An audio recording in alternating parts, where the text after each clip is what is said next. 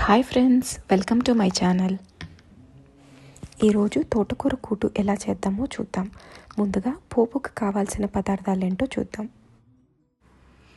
ఆవాలు, జీలకర్ర, మినప్పప్పు, ఇంగువ. ఇక్కడ నేను ఎల్జీ ఇంగువ వాడుతున్నాను. తోటకూర, ఒక 3 ఎండుమిరపకాయలు. ఆయిల్ వేడెక్కాక స్టవ్ లో ఫ్లేమ్లో పెట్టుకోవాలి. దాంట్లో జీలకర్ర, ఆవాలు,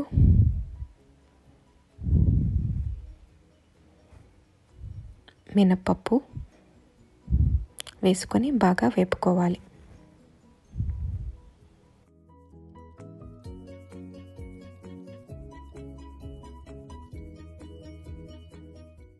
చిటికెడి ఇంగువ కూడా వేసుకోవాలి. వద్దు అనుకున్న వాళ్ళు ఈ స్టెప్ స్కిప్ చేయొచ్చు. ఎండుమిరపకాయలు వేసుకొని మిరపకాయలు వేగేంత వరకు వేపుకోవాలి.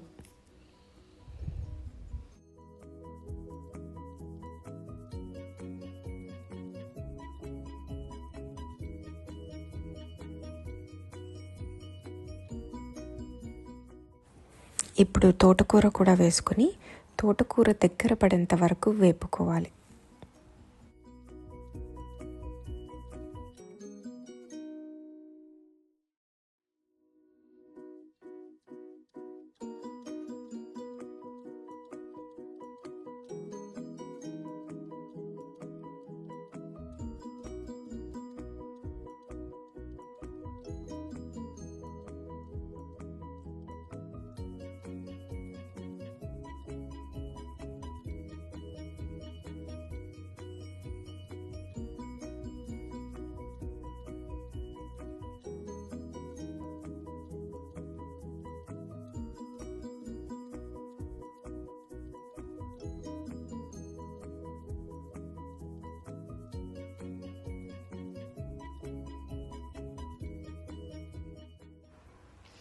తోటకూర బాగా వేగితే ఇలా ఉంటుంది.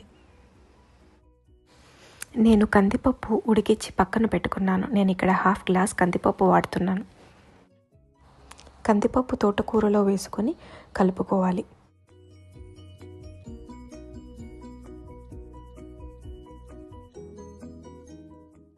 తగినన్ని నీళ్లు పోసుకోవాలి. ఇక్కడ నేను 3 గ్లాసుల నీళ్లు వాడాను.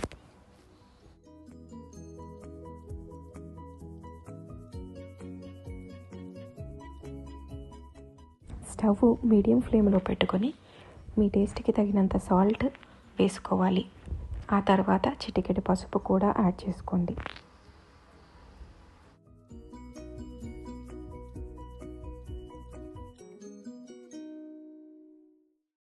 ఒక 10 నిమిషాలు ఉడికించుకోవాలి.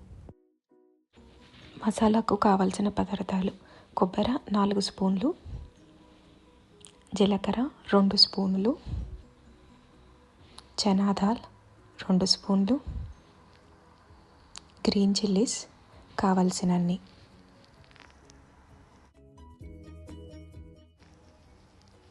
బాండీలో ఆయిల్ వేసుకొని వేడెక్కనివ్వాలి.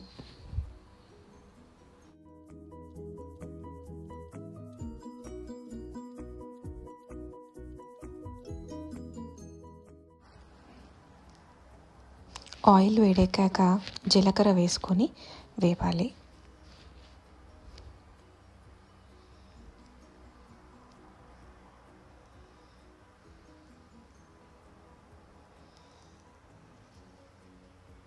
చూసారుగా, ఇక్కడ జీలకర్ర చిటపటమంటోంది. ఇప్పుడు శనగపప్పు కూడా వేసుకొని వేపుకోవాలి.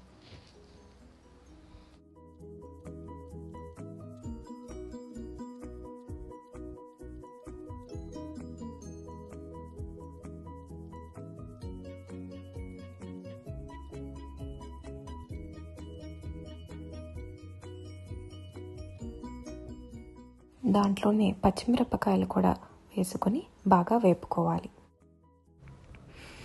అదే బాండీలో ఎండు కొబ్బరి పొడి కూడా వేసుకొని లో ఫ్లేమ్లో వేపుకోవాలి.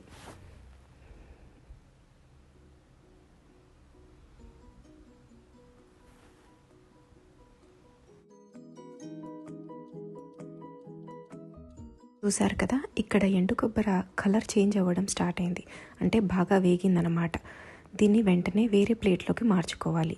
ఇదే బాండీలో వదిలేస్తే మాడిపోతుంది.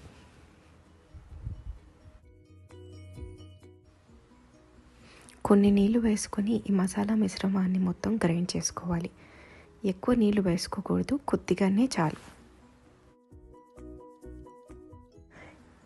ఇలా మెత్తటి పేస్ట్ లాగా గ్రైండ్ చేసుకోవాలి.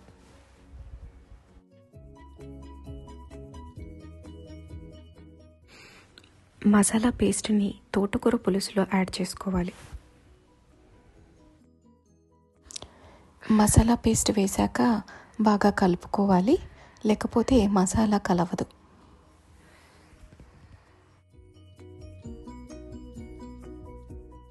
ఒకవేళ పులుసు చిక్కగా అనిపిస్తే వాటర్ పోసుకోవాలి.